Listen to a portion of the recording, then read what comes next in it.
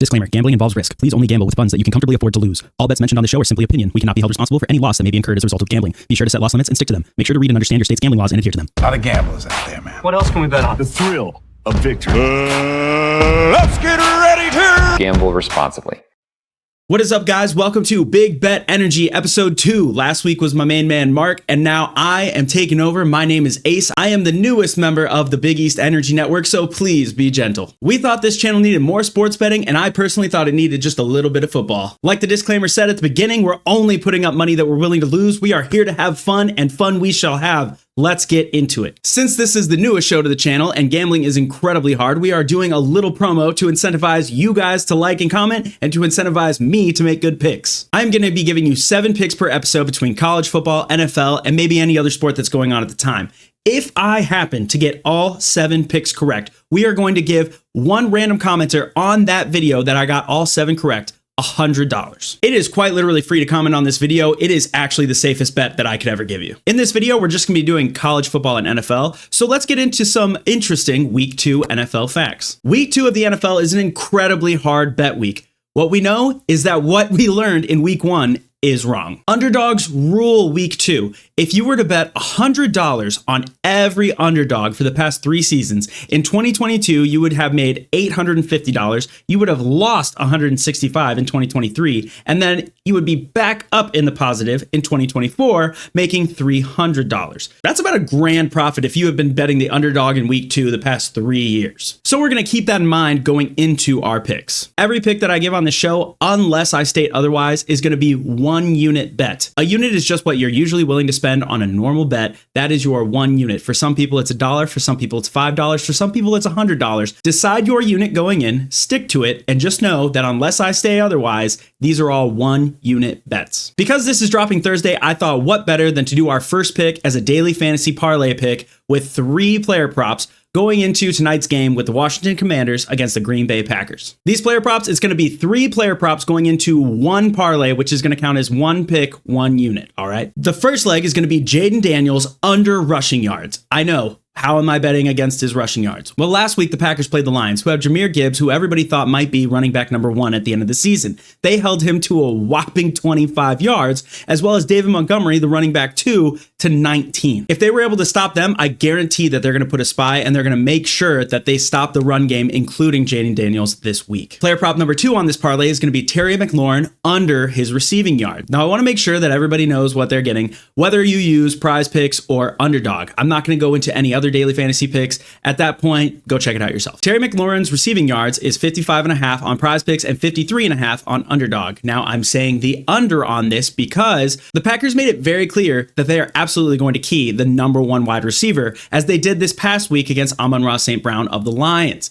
He was only able to take in 4 catches for 45 yards, which is very low for him. And I expect them to do the exact same thing to Terry McLaurin and make Jaden Daniels not only beat them with his arm, but without Scary Terry. Since we're shooting the under, obviously, I would prefer the Prize Picks line because it's 2 points higher. The last leg of our parlay is going to be Brandon McManus. If you're familiar with daily fantasy, you know that the last leg is going to have to be from the Packers because we already have 2 Commanders. Now, I despise the Packers, as you can see, skull. So we're going to roll with their kicker because I hope they're kicking a lot. Don't get me wrong, I'm not just hating, this has numbers behind it. Whether you're using Prize Picks or Underdog, Brandon McManus's field goal line is at 1.5, which just means that he needs to kick 2 to go over that. Last season, he averaged 3 extra points and 2 field goals per game, just about. So I feel pretty safe with this line, and I don't have to root for anybody that actually is playing for the Packers other than their kicker. When I'm looking at picks, there's 3 different things that I put into it. There's the numbers, there's research, and there's vibes. On this, I put a lot of research and numbers. Not as much vibes, but we'll get there. There you go. That's our first pick. It's a 3-leg daily fantasy parlay for Thursday night tonight. If you are watching this after Thursday or during the game, just skip ahead. We're going to talk about the rest of the weekend with the NFL. The first game we're going to talk about is going to be a Sunday afternoon game. It's going to be the Eagles against the Chiefs, Super Bowl rematch. Now, much like the Super Bowl, I think that this is going to be a pretty high scoring affair. In week 1, the Eagles gave up a ton of points to the Cowboys. I know that they lost Jalen Carter before the game even started,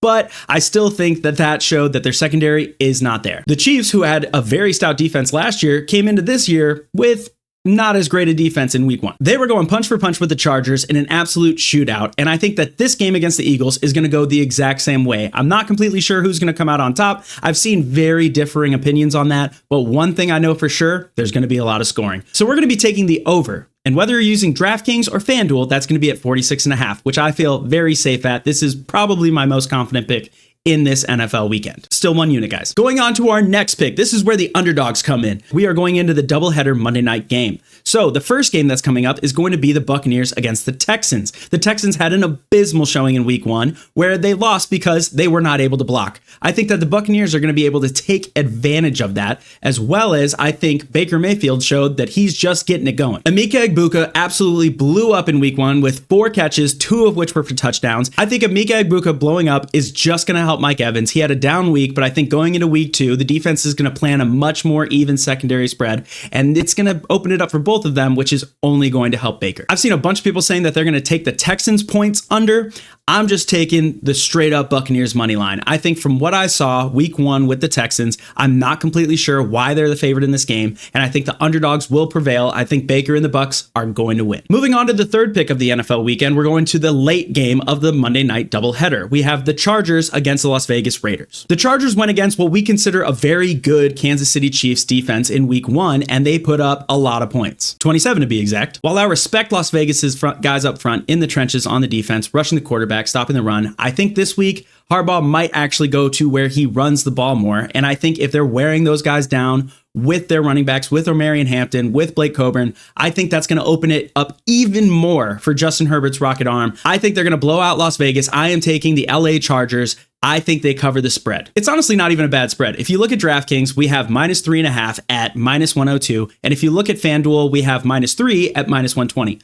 I like either of those. I would take this up to 4.5, honestly, and still 1 unit. I didn't touch the early games on Sunday, so that's all you. Put them in the comments. Let me know what you're betting in the morning. I want to know. Maybe I'll tell you. I'll let you know. With that, we move on to college football. College football is super volatile, and it's very hard to bet on, especially this early in the season when teams are still playing cupcakes for their non-conference games. But I found a couple games that I think we still have the edge on with a couple picks. Let's get into them. Number 1, we're going to a Big 12, Pac-12 matchup. We have Texas Tech against Oregon State. Now, if you watch Texas Tech the first 2 weeks, they put up monster points and they looked unstoppable, but they were playing cupcakes. Now, if you watch Oregon State, they had such a bad game last week that their coach actually dropped an F-bomb about how their special teams was playing during the halftime speech. I am taking the over in this game. I think if Oregon State manages to score any amount of points, it will hit the over. I think Texas Tech could hit it themselves. If you look on DraftKings, we have the over-under sitting at 62.5, and that's going to give you a -110 odds. If you look at FanDuel, we have it as 61.5, which I would take because we're taking the over, and that's lower,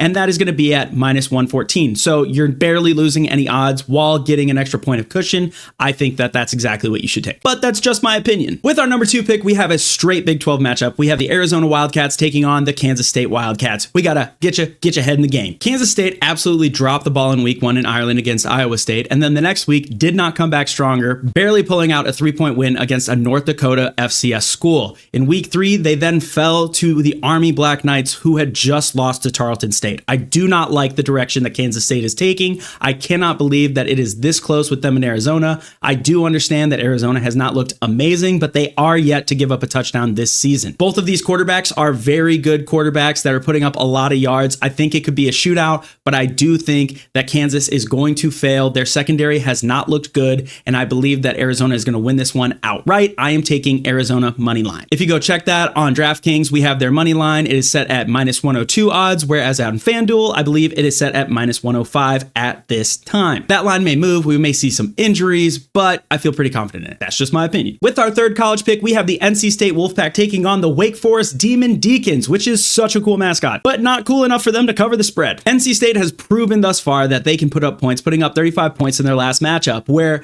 Wake Forest is not showing me a lot. I think that they're a talented college football team. I think they can be okay, but they barely pulled out a win week 1 against Kennesaw State 10-9, and that does not bode well. NC State's quarterback looks good. I think their defense looks better than it was last season, although still needs improvement.